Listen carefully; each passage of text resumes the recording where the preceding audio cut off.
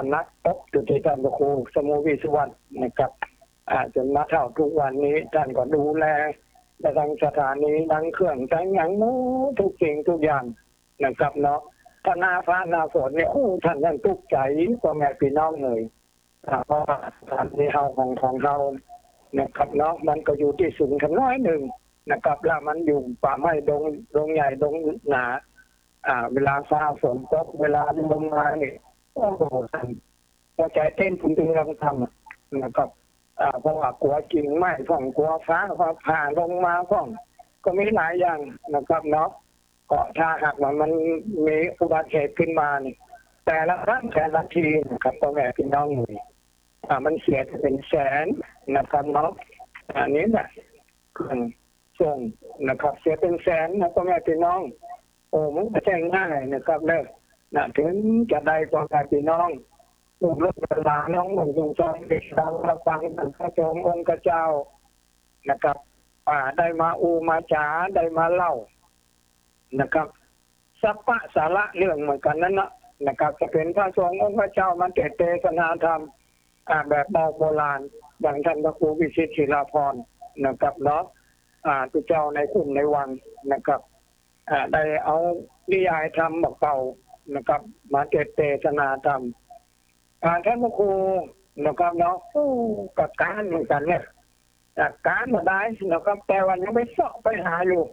นะครับที่พ่อแม่พี่น้องอยากจะได้ยินได้ฟังอะไรอย่างนะครับมันนิยายเรื่องธรรมะธรรมโมเป็นเรื่องอย่างแต่วันนั้นเนี่ยมีคนที่คนบอกมาว่าอยากใครฟังเรื่องงูหินนี่นะครับท่านพระครูนะครับเนาะแต่การได้ท่องถามว่ามันมีที่ไหนเจ้าแม่ถ้ามีจังไหนขอยืมมาคือกรรมเนอะหรือว่าจะคือไปเอาหรือว่าจะส่งมาคือก่อนยินดีได้มาอ่านมาเกิดแล้วก็จะส่งคืนนะครับงูหินมันมีที่ไหนจังใดนะครับเนาะเพราะนานก็ยังไม่ได้ยินกันเตื้อนะครับแต่ว่าหงหินได้ยินแล้วหงหินนี่ได้ยินละนะครับเนาะนะครับอันนั้นตลอดถึงอีกพ่อเขาอีน้องอีนายหลายครูหลายคนบอกว่าจะอยู่ที่ไหนตั้งใดอำเภอไหนนะครับถ้าใกล้ๆมาสถานีของเรานี่ก็มีแม่แตงแม่ลิ้มนะครับหางดงสารปีสันทรายดอยสะเก็ดสันกำแพงหมู่นี้นะครับเนาะใกล้ๆนี่ก็ได้ได้ถามกันมานะครับแล้วก็ถ้าหากไกลออกไปก็ตั้งเมืองเป้าเมืองฝางนะครับถ้าสายเหนือขึ้นไปเนี่ยเดียวนี่เขาก็ช่ำได้ยินทีสว่างชัดเจนขึ้นมาตามที่เพิ่นเล่าผู้ประนานฟังนะครับเพราะว่าขึ้นนั้นได้รับจากกันวัดหนองกายนะครับวัดหนองกายนะครับเนาะได้ทำสถานีวิทยุขึ้นมานะครับก็ทั้งพ่อแม่พี่น้องทั้งชนทั้งเหนือนะครับได้สดับรับฟังเป็นว่าโอ้ประเดี๋ยวนี้แจ่มแจ้งก็นะแต่ก็เป็นบางที่แต่เหมาะนะครับเนาะเป็นบางที่แต่เหมาะนะครับบางครั้งก็เสียงจัดดีบางครั้งก็มีที่รบกวนเจ้าพ่อแม่เลยทุกที่ละนะครับเนาะมันก็รบกวนก็สถานีวิทยุขึ้นมันติดกันนี่บ่อยแม่น้องอยู่นายเลยมันติดกันลงไปนะครับเนาะเติมตอกในยังว่าหนาแล้วนะ อันนั้นแต่ว่าประเดี๋ยวนี้นะครับเนาะแต่ละขึ้นยังขึ้นวัดฝ่ายหินของเรานะครับเนาะเป็นก็สามารถขึ้นต่ำล้ำไปนะครับเนาะแค่500 วัตต์นี่นะครับเนาะหวานไปกล่อมไก่ก็ไปถึงนั่นก็ไปจู้ไปเจอแต่ขึ้นนั่นก็ขึ้นนั่นทับนะครับแล้วประเดี๋ยวนี้เขาก็มีหลายที่หลายแห่งช่วยกันครับก็ลิงก์กันไปนะครับแล้วออกจากอินเทอร์เน็ตพ่อแม่พี่น้องนะครับผ่านไปถึงกรุงเทพมหานครตลอดถึงเมืองนอกเมืองนานะครับฉะนั้นนะครับก็ขอขอบใจนักนักที่ได้มาว่าอันเสียงชัดเจนขึ้นนะครับเนาะได้ฟังแจ่มแจ้งขึ้นแต่เป็นบางครั้งบางคราวก็เป็นอย่างเนี่ยนะครับเนาะเป็นบางครั้งบางคราวก็ว่ามันก็เป็นธรรมดาละนะครับเป็นธรรมดาละเนาะเป็นธรรมดาของขึ้นทางอากาศอย่างเงี้ยเลย มันเขาจะแยกอย่างก็ไม่ได้ละนะครับเนาะมันมาทางอากาศฉะนั้นอดเอานะครับเนาะฟังได้ก็เย็นดีนะฟังมาได้ก็มาเป็นอย่างนะครับ ฟังมาได้ก็มาเป็นอย่างนะครับเนาะมันถึงได้นะครับมันได้ชั่วโมงได้ก็ชั่วโมงหนึ่งมันถึงได้นะครับนะฉันทำใจอีกแม่เลยแปลงใจเถอะนะครับเพราะว่าสถานีวิทยุมันใจเสียงออกอากาศตอนนี้ในอากาศเราไม่แต่คลื่นวิทยุนะครับเนาะมันก็ไปปะไปปนกันพ้องมันก็ไปทับไปโจนกันพ้องบางทีก็ได้ยินชัดเจนในการแจ้งบางทีก็มีเสียงรบกวนธรรมดาแต่ต้นไม้มันยินดีกับยินดีกับแม่เขาก็อีกพ่อขอรับกับน้องนุ่งตู่ตองกับลูกกับหลานที่ได้ได้บอกให้เรามาว่ามาเดี๋ยวนี้ได้รับฟังเสียงชัดเจนขึ้นนะครับก็ถ้ามันมีอุบัติเหตุอย่างก็จะชัดเจนขึ้นนักแรงเลยอากาศอากาศว่าเนาะนะครับถ้าเป็นหน้าฮ้อนจะได้ถ้าจะดีขึ้นมาอย่างนั้นนะครับฉะนั้นนะครับเนาะก็ขอที่ได้ตั้งใจเอาเถอะฟังเอานะครับเนาะไม่ต้องไปรีบไปร้อนต้องไปเสียอกเสียใจอย่างนั้นนะครับเนาะให้ตั้งใจเอานะครับเนาะได้ยินผ่องได้ยินผ่องก็มาเป็นอย่างครับมันก็ทางสถานีก็พยายามเป็นที่ละนะครับเนาะแต่ว่าคืออันพ่ออีแม่เขานะครับได้ตกใจอย่างนะครับฉะนั้นนะครับเนาะวันนี้ประธานจะพูดจาเกี่ยวกับเรื่องเขียนได้เล่านะครับน้องเมื่อวันศุกร์ที่แล้วนะครับที่น้องบันถามมานะครับเนาะก็จะได้คือฟังทำกรรมเหล็กวันมาจบวันนั้นนะมันมาจบพอวันนี้จะคือฟังแถมนะครับจะเล่าให้ฟังกันเพราะว่าสิ่งที่หาได้ยากนะครับเนาะนั่นแหละก็จะให้ได้ยินได้ฟังต่อไปแถมนะวันนั้นมันก็ได้กึ่งละเดี๋ยวจบอยู่ละนะครับเนาะมันหาได้ยากอย่างไรมันหาได้ยากนะครับเนาะมันเพราะว่าเกี่ยวกับสิ่งเหล่านี้ที่จริงมันแบบนี้นะครับเนาะเป็นน้ำทำคำสั่งสอนขององค์พระสัมมาสัมพุทธเจ้านะครับเนาะมันลึกแหละมันละเอียดอ่อนตลอดถึงบิดามารดานะครับเนาะเราจะหาที่ไหนมาได้ละนะครับเนาะเอามีพ่อคนเดียวเอามีแม่คนเดียวแต่ว่าเขาจะมีพ่อลุงแม่ป้าพ่อหน้าแม่น้าพ่อเลี้ยงแม่เลี้ยงนะมันก็มีอยู่แต่มันหายากที่สุดเลยจะเหมือนพ่อกับแม่เขาแต่นะครับเนาะที่เขาอาศัยอยู่ในท้องผ่านมา9 เดือน10 เดือนนะครับแล้วเราจะเกิดมาเป็นคนเนี่ยมันแสนยากลำบากนะครับเนาะนะครับอันนี้ละเราจะหาได้ยากก็มีพระธรรมวินัยนะครับถ้าหากเขามาได้เข้าใจนะครับปฏิบัติมาได้ตอนนี้พิจารณามามีความเชื่อมามีความเลื่อมใสมามีศรัทธาอันนี้ก็เป็นไปได้ยากน้องเลยนะครับเป็นไปในเนี่ยแต่ว่าถ้าเขามีจิตใจมีเจตนาศรัทธาสมัยเมื่อ9 ปี10 ปีที่ว่างแล้วก็นานได้อยู่ครับแม่ที่วัดตะโพธารามลำเพิงนะครับก็ได้สดับรับฟังท่านพระอาจารย์หลวงปู่นะครับเนาะพระธรรมมังคลาจารย์ได้อบรมสั่งสอนในแนะได้นำนะครับไม่ใช่เป็นการแค่หนึ่งเดียวไหนพ่ออีแม่อีน้องอีนายเลยถ้าเราจะเข้าใจลึกซึ้งเนี่ยเราก็ต้องชนะรับฟังตั้งใจนะครับเนาะนั่งฟังรับหูรับตาแล้วก็นึกนะครับย้อนในอดีตนะครับเนาะอดีตเขาได้ทำมาอย่างว่าพ่องมาอย่างพ่องเอาเป็นอย่างพ่อง คนเฮามันลุกเนี่ยนะครับเนาะโอ้เกิดตายเนี่ยนะมันต้องมีสภาพจำเป็นก่อนเนี่ยน้องไม่ได้เลยนะครับก็เลยมีสภาพจำเป็นนะครับมันจะหาว่าคนไหนมาได้ทำความชั่วความให้ความนานมาแบบนี้นะครับเนาะแบบนี้นะครับมันถึงมีมักทุกคู่ทุกคนนะครับเนาะขนาดท่านพระสงฆ์องค์เจ้านะครับเนาะเสียสมิง เป็นผู้ร้ายเมื่อก่อนนะครับเนาะนะครับได้หูตัวมาทีหลังก็เข้าบวชนะครับก็ได้สดับรับฟังนะครับคำแนะนำที่จ้องบอกตามสิ่งที่ผิดสิ่งที่ถูกสิ่งที่บดีบางามเขาเคยทำมาแล้วนึกในน้ำตาตกในนะครับก็เอาหมอกตัวถวายตัวเข้าเป็นลูกศิษย์ลูกหานะครับครูบาอาจารย์ได้นำได้บอกได้กล่าวได้เชื่อได้ฟังนะครับแล้วก็ขอน้อมตัวเข้าบวชได้อยู่ในพระพุทธศาสนาแต่แล้วท่านก็ทำได้เช่นดีพ่อแม่พี่น้อง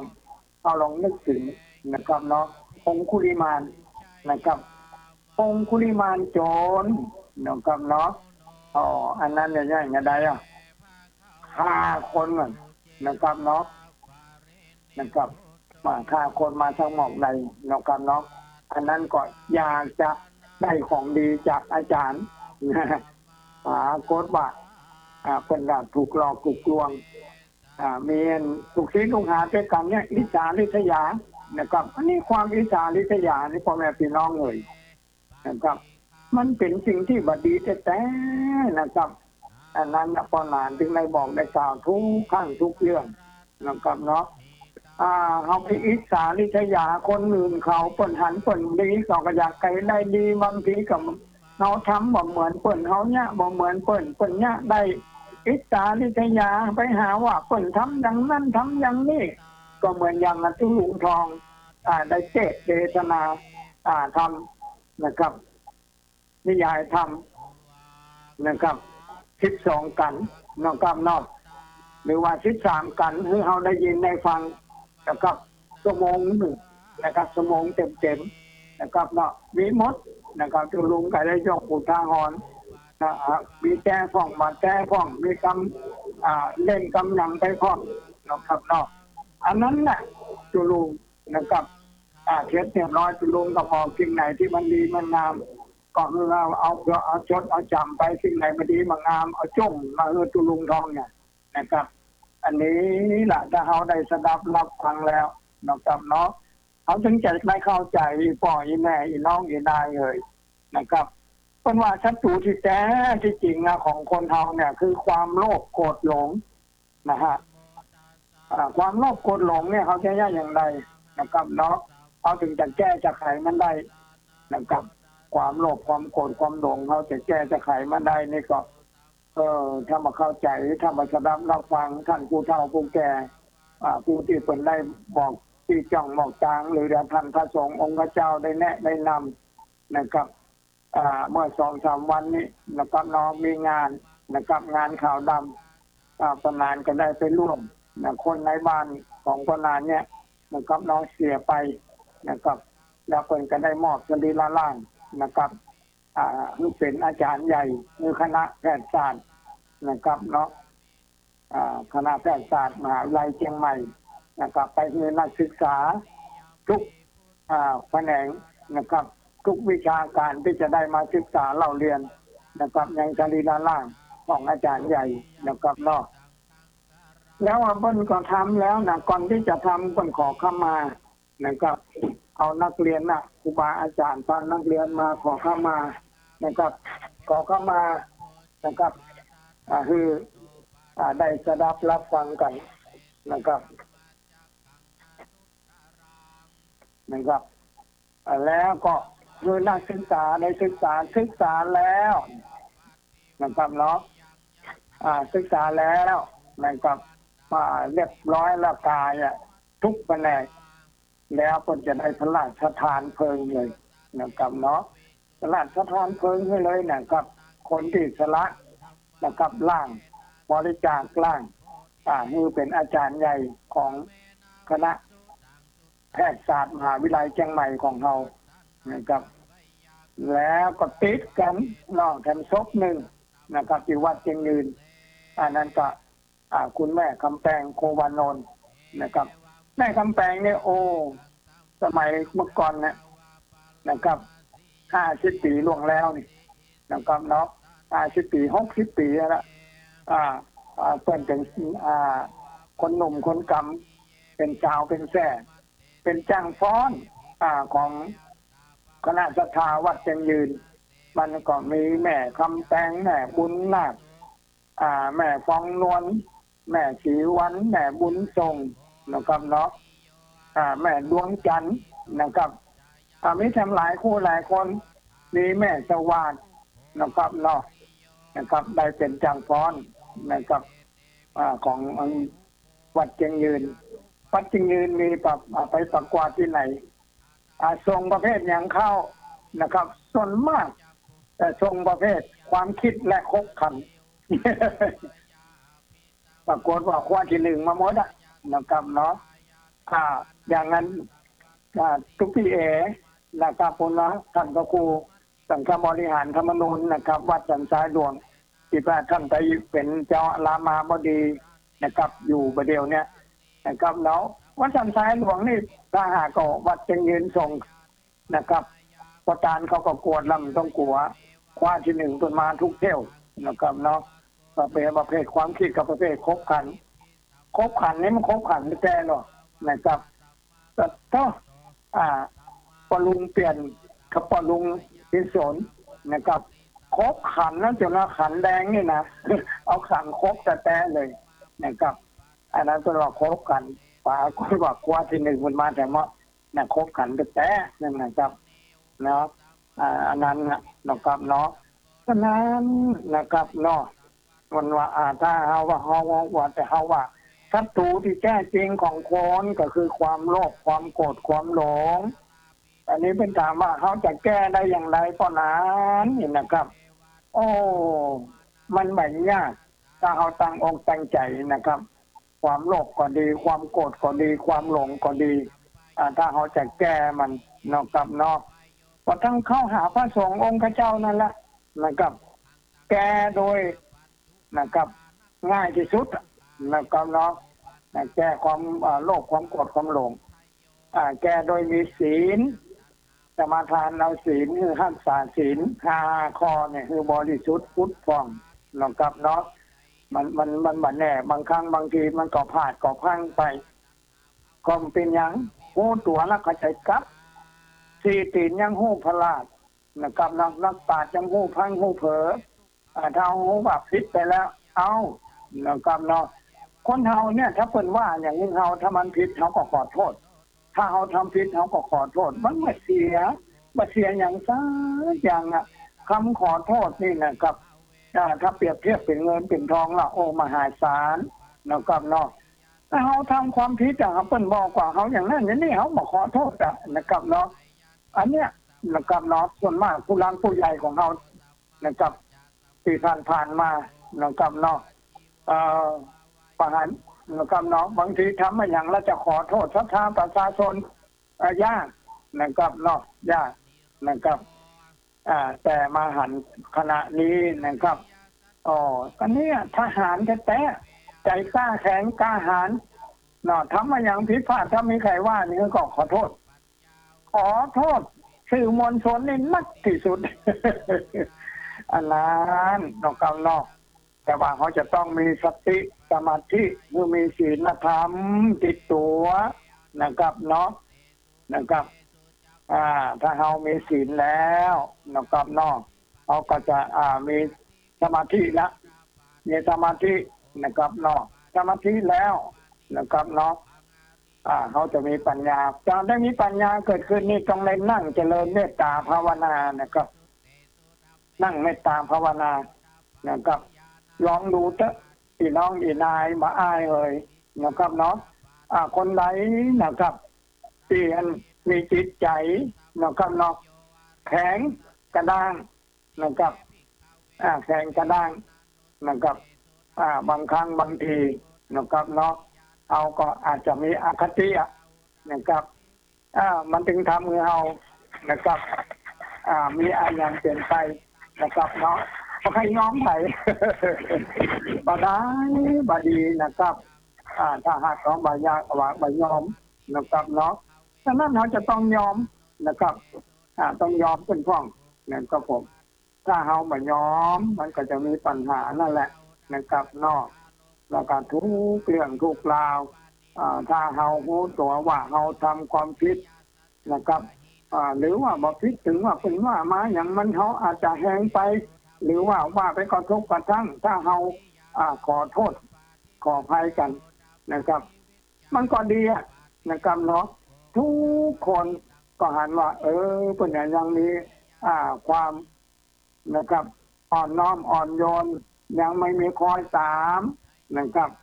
อันนี้แหละตอนแรกพี่น้องท่านผู้ฟังท่านที่เคารพเอ๋ยนะครับเนาะเขาจะไปถือว่าเขาเนี่ยเก่งเขานี่กล้าเขานี่มีความเฉลียวฉลาดเขาเป็นนักปราชญ์ราชบัณฑิตนะครับมีความรู้กว่าเปิ้นเขาจะไปขึ้นอย่างนั้นกันนะครับเนาะต้นไม้เนี่ยเอาไปนี่ต้นไม้นะครับเอาวัดต้นนี้สูงแล้วไปต้นหน้ายังสูงกว่าก็ยังมีนะครับถ้าพ่อแม่พี่น้องท่านผู้ฟังท่านที่เคารพเอ่ยนะครับเนาะเขานะครับบางที่เขาได้ทำบุญสุนทานกันทุกวันเนี่ยนะครับเนาะคนที่เป็นทำบุญสุนทานนะครับย้อนบุญหลายนะครับเป็นถึงใดนะครับทำบุญทำทานนะเพราะว่ามีความเชื่อความเลื่อมใสความศรัทธาเราจึงได้เป็นคนที่มีนะครับประสบการณ์นะครับมีความนะครับอ่อนน้อมอ่อนโยนมีเอาใจเฮาไปใส่ใจเปิ้นเอาใจเปิ้นมันใส่ใจเฮานะครับแล้วก็พิจารณาไปตามนะครับคำแนะนำสั่งสอนความบอกความกล่าวคำเล่านาต่างๆไม่ได้สดับรับฟังพ่อแม่พี่น้องเอ๋ยถ้าเขาได้สดับรับฟังสิ่งเหล่านี้เขาก็จะได้เข้าอกเข้าใจนะครับคำว่าอันเขาก็จะได้เข้าอกเข้าใจกันก็ขอนะครับเนาะพ่อแม่พี่น้องท่านผู้ฟังแฟนทางรายการนะครับคือได้สดับรับฟังแล้วถ้ามีสิ่งหนึ่งประการใดมันบ่ถูกบ่ต้องเขาก็ต้องช่วยกันท่องด้วยกันถามเรื่องกันหานะครับมีทางใดเขาอกเข้าใจต่อไปพ่อแม่พี่น้องท่านผู้ฟังท่านที่เคารพนะครับเนาะปัญหาได้ได้จ่ามานี่นะครับมันเกี่ยวกับนะครับสาระเรื่องก็ขอให้ท่านได้สดับรับฟังแล้วก็ได้เข้าอกเข้าใจตามนะครับเนาะตอนนั้นจะได้ได้จ่าต่อนะครับก็ขอเสียงกระจกไปฉะนั้นก็หวังว่ากับพ่อแม่พี่น้องท่านผู้ฟังนะครับทางบ้านทางจองก็คงจะรับฟังแล้วก็เสียงปัญหามันหายไปไหนนะครับก็บ่ได้หายไปไหนเลยพ่อแม่น้องอีนายเลยนะครับสิ่งที่เขาจะได้ได้จ๋าได้เล่ากันมานั้นนะครับก็เป็นสิ่งที่ว่าปัญหาไปได้จ๋าแล้วนะครับเนาะแล้วป้าสาระเรื่องมันก็มีมาตั้งแต่เราได้ภาษาให้กำคนพ่อแม่พี่น้องเลยมันจะเป็นมีสัพพะเรื่องที่เราจะได้ได้จ๋าเรื่องเป็นสาระประโยชน์ก็ดีเรื่องมาเป็นสาระประโยชน์ก็ดีอันนี้นะครับคนเราถ้าหากว่าเรามีสติเรามีสมาธิเรามีปัญญาที่นี่พิจารณาแล้วพ่อแม่พี่น้องกันทุกอย่างนะครับเนาะสิ่งที่เขาจะได้นะครับเนาะอันนั้นก็คือว่าอันนี้ส่งของมันที่เขาจะได้รับเป็นว่าได้รับสัมติบรรดาท่านผู้ฟังทั้งหลายหรือว่าคนเฒ่าคนแก่หรือพ่อเขาแม่เขา ได้บอกว่าโอ้วันนี้ก็ดีใจแม่ดีใจนะครับหรือว่าเขาไปที่ไหนทางใดจะมีคนมาจักมาบอกโอ้นั่นก็ฟังเนอะวันนี้ก็ฟังเนอะไอ้ที่เราเรียกคนมาพี่น้องบรรดาดีเจทั้งหลายเมื่อวานท่านพระสงฆ์องค์เจ้าเมื่อวานปนน้อยปนานเมื่อวานครูบาอาจารย์เมื่อวานลูกหลานนะครับที่ได้ออกรายการนะครับในสถานีวิทยุพระพุทธศาสนาแห่งชาติและสังคมขึ้นพระพุทธศาสนาเป็นการศึกษาพระพุทธศาสนานะครับอย่างขึ้น FM 104.50 เมกะเฮิรตซ์ปนานก็ได้บอกให้พี่น้องอีนายลูกหลานนะครับน้องนุ่งทุงซองว่าฟังแล้วก็จะต้องพินิจพิจารณาหากว่าแบบพินิจพิจารณาหรือว่ามาเข้าอกเข้าใจนะครับแล้วเขามาท่องมาถามนะครับเนาะไปถามก็ถามคนที่เป็นมาได้ศึกษานะครับถ้าเป็นก็จะบอกเขาไปฉันนะครับเนาะแล้วก็เขาถามตรงก็จะว่าอย่างเขาแล้วก็มึงอยากใครหูมึงอย่างแบบหาเอามาสีหนังหามาพอมาก้อยอย่างมันจะถามพระสงฆ์องค์เจ้าครับถ้าเป็นบอกอย่างนี้เขาก็ผู้นี้ดีจะแล้วก็เป็นอย่างแนะนำเขาอยู่ฉะนั้นจะเอาพระสงฆ์องค์เจ้าเป็นหลักกับน้องเลยนะครับเนาะเพราะว่าท่านพระสงฆ์องค์เจ้าเพราะว่าจะมาตนได้นะครับก็จะสิ่งที่มันเป็นสาระที่ประโยชน์นะคือเอาได้สดับรับฟังกันนะครับ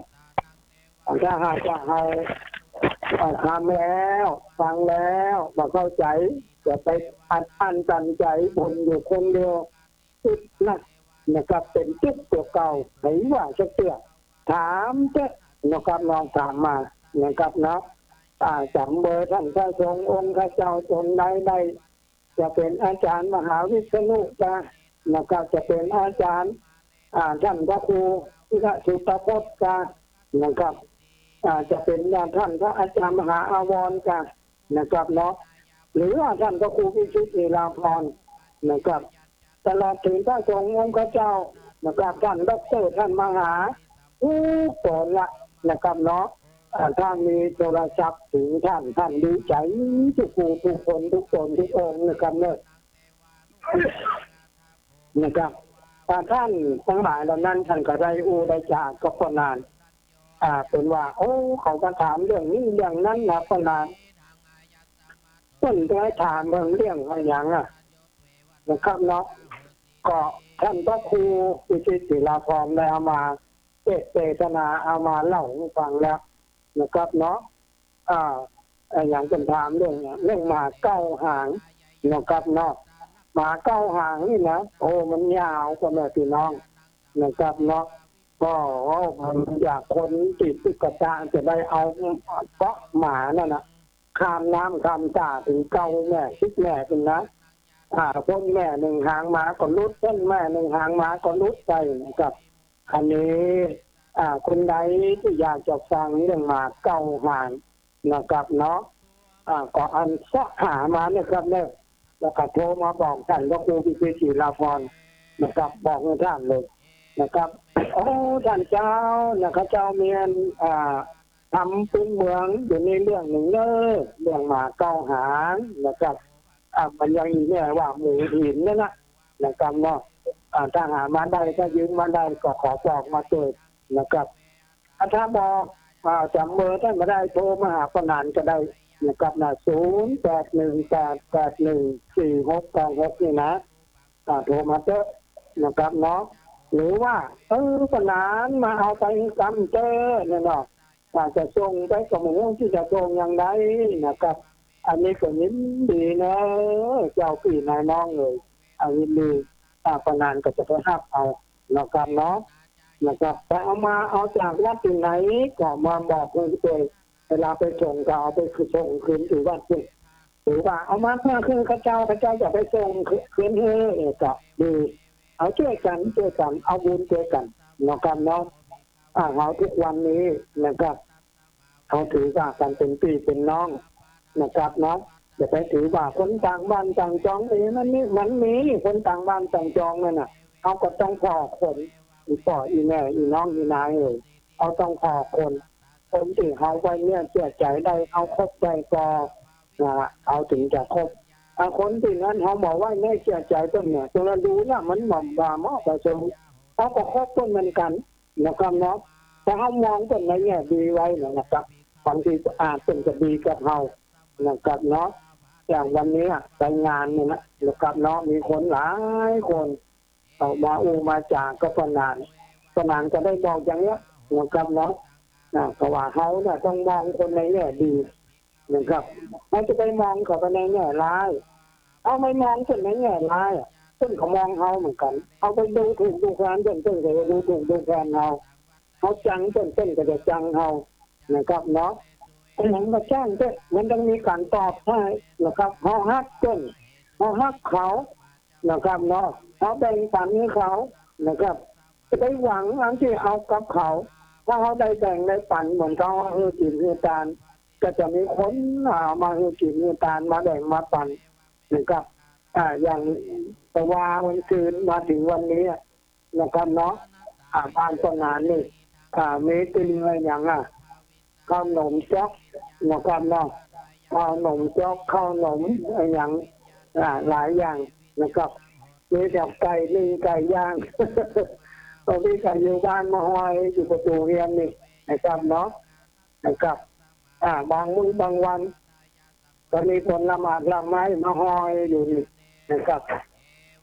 บางทีแบบเข้าบ้านมาอย่างเลี้ยงอันจานอยู่ใกล้ประตูมันไม่พอน่ะเป็นกล้วยไต้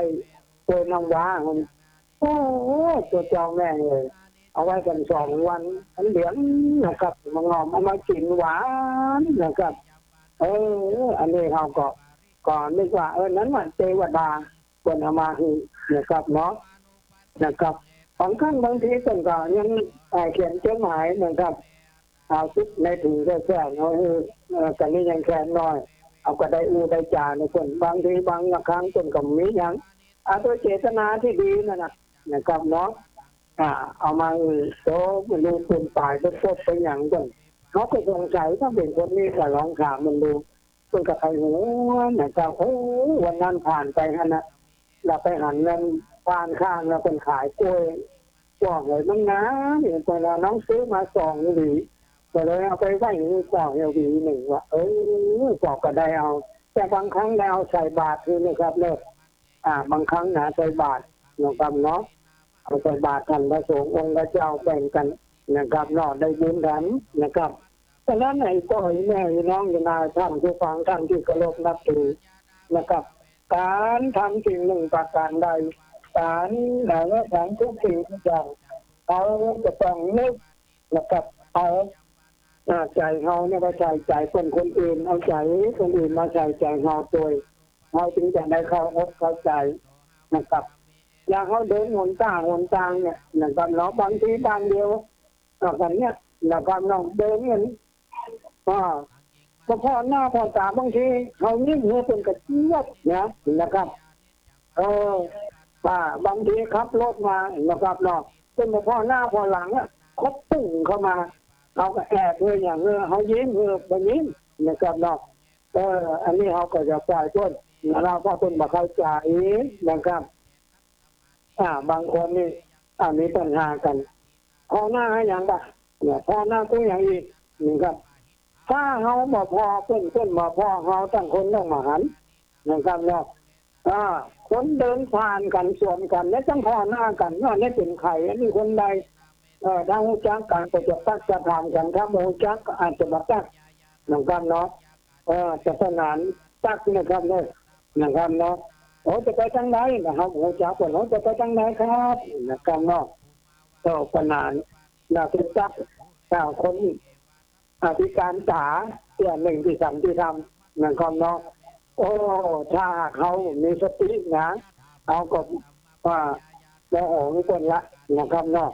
โมโหละตอนนั้นก็ถามก็หันคนเอาไม้ตีแตกจะไปเนาะเอากระตุ้นคนไปเนาะก็เป็นกับมุมไปไก่สักเตี้ยนะครับเนาะไปยุดเนี่ยนะครับ คนพิการตาก็เลยเข้าไปใกล้ๆถามว่าจะไปทางใดนะครับเนาะจะไปทางไหนครับก็จ้องสากับว่าหันอยู่หันแล้วจิตใจยังบ่ที่สุดแบบไปทางหน้าเนี่ยจ้ะอยู่ไปบ้านเนี่ยนานก็เลยใช่งานได้เจ้าหันว่าคนกับพิการตานะครับเนาะก็ยังมีวาจานะครับอันที่เหมาะผสมต้องมายังบอกก็ว่าเป็นไปหันไปนี่เขาก็จะไปส่งด้วยนะครับเขาจะไปส่งก็เขาก็เอามอเตอร์ไซค์ไปก็จะจนเป็นไอ้จนเป็นขึ้นรถแล้วจะไปส่งคือนะครับใจนึกอย่างนั้น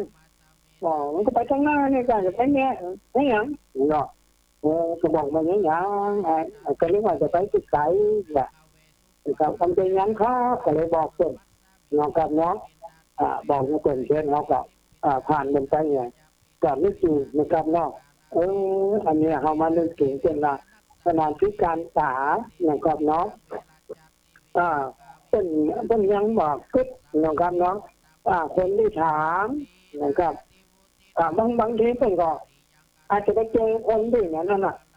ทุกหลอกตรงเป็นก็มีเขาต้องนึกไปไกลๆอย่างคำน้องเขาว่าบอกเป็นอย่างนะครับน้องวันนั้นแม้แต่คนตาดีหูดีนะครับน้องยังก็ยังมาเป็นนะครับน้องเขาบอกคือมันยังว่างให้เขาอยู่มันต้องมาบอกก็เนี่ยถ้าได้หมดนะครับอันนี้ก็มีก็ได้ว่าเขาจะไม่ว่าอย่างเป็นตอนนะครับเมื่อเขามาได้ศึกษาเมื่อเขามาได้ปฏิบัติเนี่ยเขามาได้นั่งเจริญเมตตาภาวนาคนเรามันจึงมีนะครับเนาะมีความโลภในตัวโสไม่มีถ้าเขาได้ปฏิบัติเขาก็นึกได้เลยว่าอันนี้เป็นกรรมของต้นปล่อยกันไปนะครับเนาะปล่อยกันไปนะครับฉะนั้นตอนนั้นแบบจะเหมือนกันทุกคนกับพ่อแม่พี่น้องท่านผู้ฟังเลยนะครับถ้าเป็นคนพิการเนี่ยเขาก็อย่างใดก็จังถ้าเขาเอาชิกรรมหรือเป็นก็นะครับเนาะเป็นเกิดมาพิการนะครับจะเป็นการพิการหูพิการตาอย่างก็จังนะครับเนาะบางทีในปัญหานี้นักนะครับจังได้ปะได้พบจังได้ไปถามเป็นแต่เป็นย้อนมาที่เหมาะเลยนะนักน่าจะดีละนะครับเนาะในทางที่ก็ไปปะนะครับน้องนุ่งเฉยทองนะครับหรือไปปะลูกฟ้าหลานนะครับเนาะบางคนก็เป็นจึงแบบมีอย่างแต่เขาก็เป็นหู้อยู่แต่เขาอยากให้หู้กระตันเป็นนะครับไปเป็นสังเกตเป็นกันย้อนมา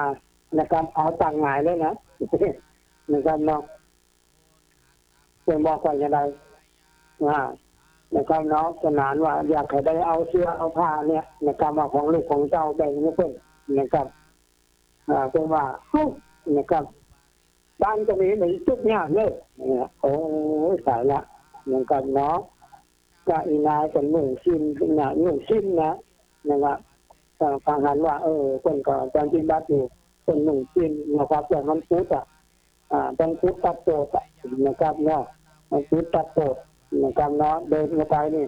นะครับเนาะมันจะต่างคนมันอยู่นะครับเนาะเขาเคยอยากให้เอาของนะครับลูกของเจ้าเนี่ยมันคงดีอยู่สะอาดนะครับอยากจะให้จะปั่นนะครับเป็นกระบอกว่าเป็นจะทุกอย่างมาเอานะครับเนาะบางทีกับลูกหลานของตัวเองเนี่ยนะนะครับเนาะเอาคือมันเอาไปเป็นเก่าเลยนำไปอูเก่ากูแจกใดของทุกอย่างซึ่งจะทุกอย่างเนี่ยเอาไปจ้องเนี่ยว่ะเอาไปจ้องขว้างเนี่ยกันนั่นก็จะไม่ให้มันเลยนะครับผมไม่รู้มันมาขอนะครับก็บอกว่าน้องใครแล้วเนี่ยเอาไปขว้างนั่นนะยังเอาแบบที่คนอื่นเอาไปขว้างอะไรอย่างกันเนาะเขาไม่จะคนทุกคนยากเขามาขออย่างไรเนาะนี่งานจะไหนไม่รู้นะครับเนาะเอาหูว่าหูได้อยู่แต่ว่าตัวเขาไปขว้างมันก็อายเหมือนกันเลยนะครับเนาะนะครับนะแต่ว่าก็ต้องถามมันต้องมันไม่ได้เข้าใจนะครับต้องในแม่นั้นเลยบอกได้กล่าว ของที่เราเอาไปให้เพิ่นเหมือนกันเราก็ต้องให้เป็นของที่มันสะอาดสะอาดนะครับเนาะไม่ใช่เอาของเก่าของเสียนะครับบางทีนี่บ่ครับบางทีพุทธันว่านี่นะครับมันก็บ่เหมาะเหมือนกันเราเอาของไปให้เพิ่นนะครับเนาะถ้ามันพุทธมันก็นิดนี่สร้างเป็นนิดเป็นผงมันเรียบร้อยเนี่ยจักแสนลิตรเนี่ยทำเป็นเนี้ยเป็นอย่างอันนั้นน่ะจังเป็นขนาดทำมาอยู่ตลอดมาเนี่ยนะครับเนาะถ้าได้มาเนี่ยถ้าเพิ่นมาได้ซักได้ฉี่เขาก็เอามาค้นมาว่า